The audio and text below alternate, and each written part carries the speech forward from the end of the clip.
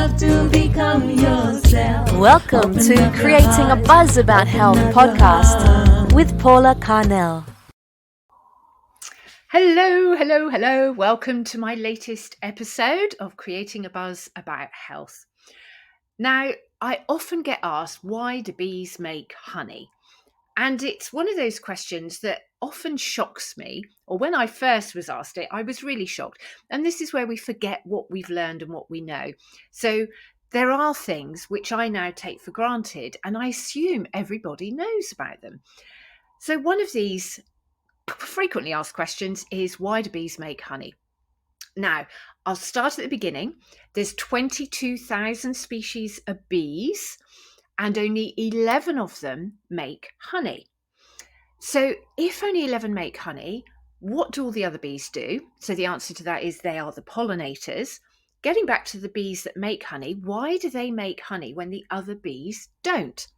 Well, it's because the other bees are bumblebees or solitary bees, and therefore they don't have a whole colony that lasts through the winter months. The honeybees, they still have a colony, although it reduces, so they could be 60, 70,000 bees in the summer, and they will reduce down to only 5 or 10,000 bees in the winter months, but they still need feeding. And so they make honey to feed themselves through the winter months. Now, that's the first answer. That's the most obvious one. So the bees need the honey for food. They also need the honey to feed themselves through the summer months. Honey is made from the nectar. So all of the bees collect nectar and they collect pollen. The pollen is the protein, the nectar is the carbohydrate. But it's only the honeybees that process the nectar to turn it into honey so that it will last through the winter months. So the way they process it is they are dehydrating it. Nectar is 80% water, and it needs to be dehydrated to actually make sure it doesn't ferment. So if you want to make mead, just add water to honey, and then you will get some mead. It won't always be a good mead, but that's a start. You do need to think about yeasts and things, but that's a whole other episode. So they are preserving the nectar so that they can feed on it through the winter months, whereas the other bees, they'll just have a bit of nectar as they go.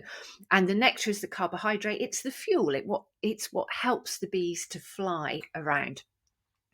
So the bees are collecting honey or collecting nectar all through the summer, they're turning it into honey, and then they store it into the hive. But bees also need and get through an awful lot of nectar and honey through the summer months. And why is that? It's because the bees use the honey to make wax. The reason it's called honeycomb is because the wax honeycomb is made from honey. Now, bees need an awful lot of honey to make a small amount of honeycomb.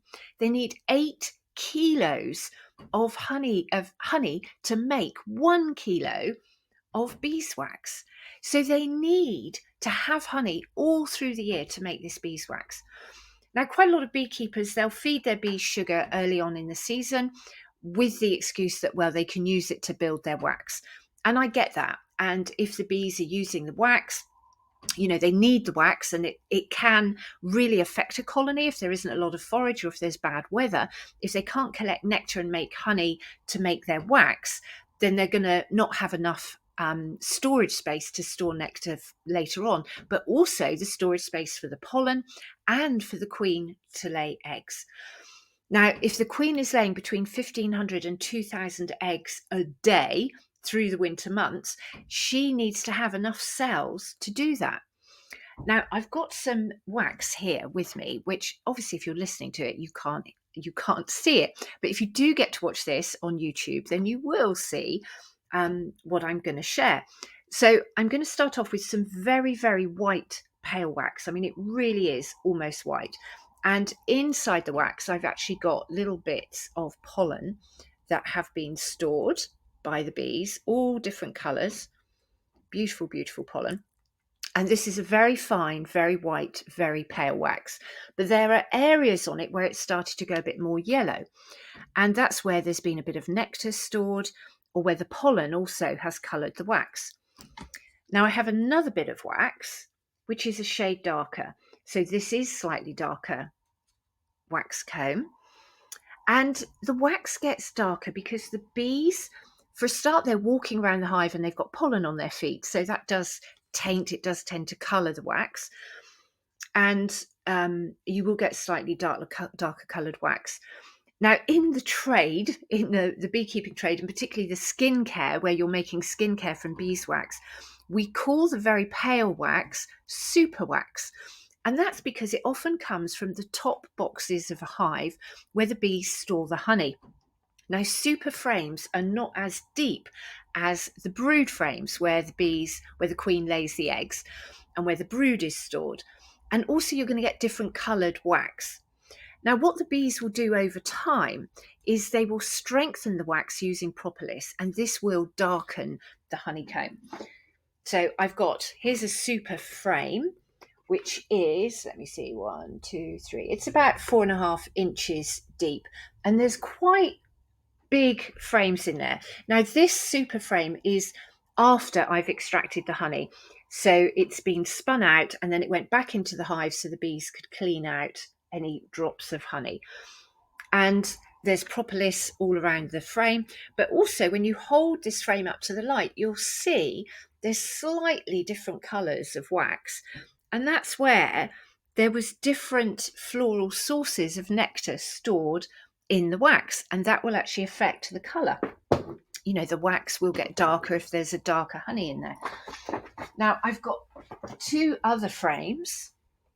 These are brood frames, so they're darker, and one is really, really dark. So that's about 3 years old, and then the other frame is about 2 years old, and it's a little bit darker. And again, you'll see areas where the wax is darker still, or it might be a bit paler.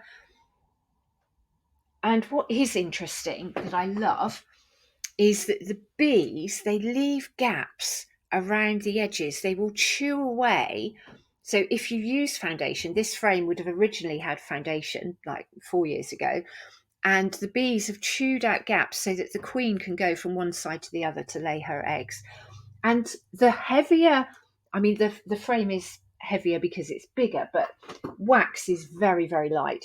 But the dark wax frame is substantially heavier, and that's because of the propolis. And the propolis adds structure to the wax. And what the bees do is they'll line each cell with propolis to then make it really hygienic and sterilised, ready for the eggs and for the larvae to grow. So I've got different shades of wax, but they're all made from honey. So when you're thinking about why do the bees need honey, and surely it doesn't matter if beekeepers take all the honey, it does matter because the bees need the honey to make the beeswax. Okay, they could replace it with sugar. Now you have the question of the properties of wax. Now, wax actually has the same frequency as bees, 256 hertz. So the wax is actually working as a memory and a communication holder throughout the hive. So when the bees dance on the beeswax comb, the vibrations are carried throughout the hive. And because the beeswax is the same frequency as the bees, it doesn't interfere with that messaging, with those frequencies. Now, I know that a lot of commercial beekeepers, they'll use a plastic foundation frame, which the bees will draw out wax from. Now, this will only be done in the super frames where the bees are storing the honey. And perhaps communication is not so important in the storage areas, but in the brood areas, it really is important. This is the hub of the hive. This is where all the networks are going around. Now, if the wax is connected throughout the hive, and where it isn't connected, you'll have strings of bees who are connecting it. Then you have this communication network. So when one bee dances on a bit of beeswax, the frequency of those movements is carried all around the wax and picked up by all the bees. Now, if beeswax is made of sugar, would it have the same frequency, the same vibration? I don't know this. I would love to know this. If anyone does know, then please put a comment in the comments below, because I would love to know this. And therefore, if it has a different frequency, it's going to affect the communication of the bees within the hive. So even though I may use a plastic hive, I always ensure that the bees are making their own beeswax in there. I don't use foundation anymore in any of my hives, so I know that the bees are making the wax themselves each season from the nectars they're collecting in this environment. Now, the other thing I found really interesting is about the relationship with wax moth, and I'm going to talk about that on a separate episode. But there is this incredible connection between the forage from the plants, the bees, the honey, the nectar, the beeswax. Everything is connected.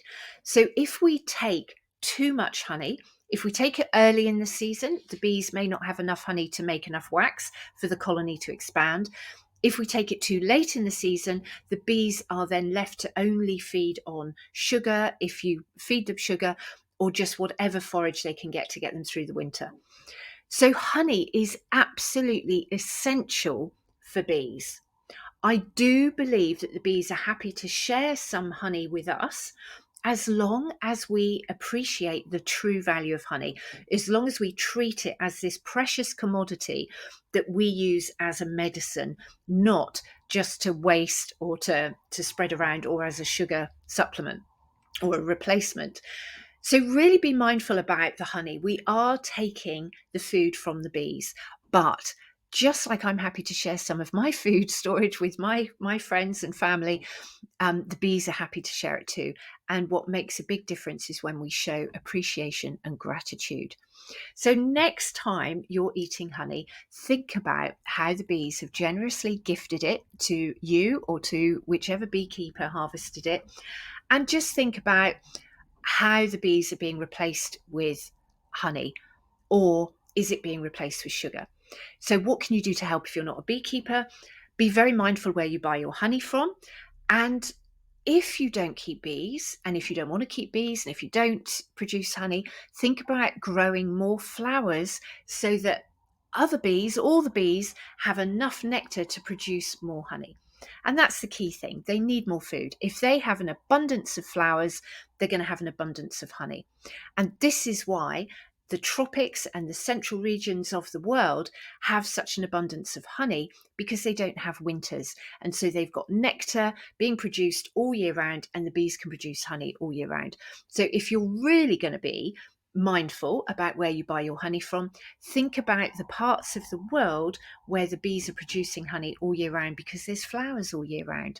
Very, very different to where I am in the UK with the Northern Hemisphere, and in parts of the world where we have seasons. So there we go. This is why bees make honey. It's only the honeybees that make honey, and they make it to feed themselves and to make their wax comb. I hope this episode has been really, really informative for you.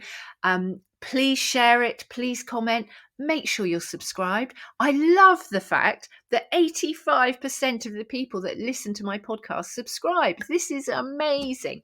Thank you. Thank you so much. And just keep on creating a buzz about health. You have to become yourself. Join us next time on Creating a Buzz About Health podcast with Paula Carnell. Buzz you later.